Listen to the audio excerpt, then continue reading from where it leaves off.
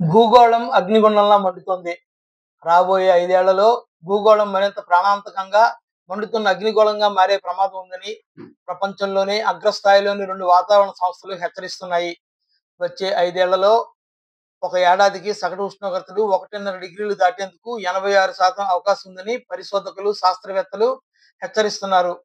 5 ఏళ్లలో అంటే 2025 నుంచి 2029 మధ్య కాలంలో మొత్తంగా సగటు ఉష్ణోగ్రతలు కూడా పెరిగే ప్రమాదం ఉందని హెచ్చరిస్తున్నారు.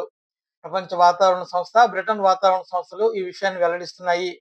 అంతర్జాతీయంగా సగటు ఉష్ణోగ్రతలు పెరగడం అంటే వాటి పర్యవసానం ఫలితాలు రోజువారీ తీవ్ర విపత్కర పరిస్థితులకు దారితీసే అవకాశాలు ఉన్నాయని కార్నెల్ యూనివర్సిటీ వాతావరణ శాస్త్రవేత్తలు చెబుతున్నారు.